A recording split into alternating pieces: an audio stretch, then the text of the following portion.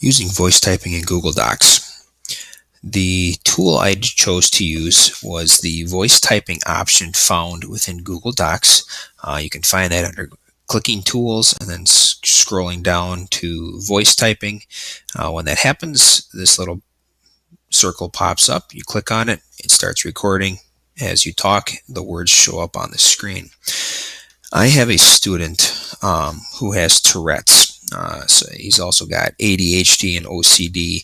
So he has a lot of trouble focusing, and he's constantly moving, twitching, different things like that. It's gotten a lot better, but still has something to be very aware of.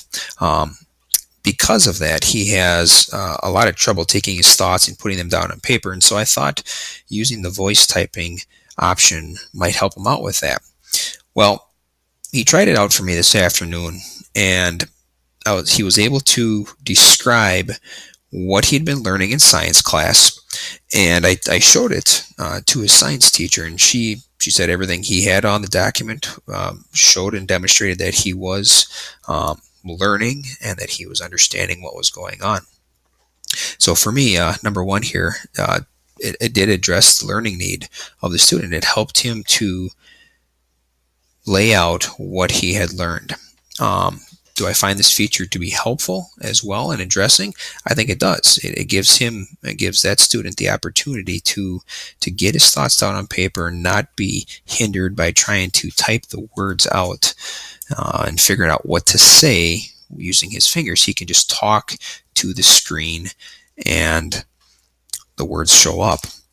Finally, number 3, would I recommend this feature to other educators who have a student with a similar learning need? I most definitely would, yes. There are times students, no matter who they are, no matter if they have any learning difficulties or not, they have trouble just taking their thoughts from their brains and putting it onto the computer. It's easier for them to talk it out instead of trying to type it out. And this is a great opportunity for them to get that on the screen and down on their document. One thing that will need to be kept in mind, though, is these documents will still need to be proofread and edited. It gets the words down, but you still need to make sure all the grammar and the punctuation, the capitalization, all that stuff is taken care of as well. But that gives you a good opportunity to work on that in your classroom as well.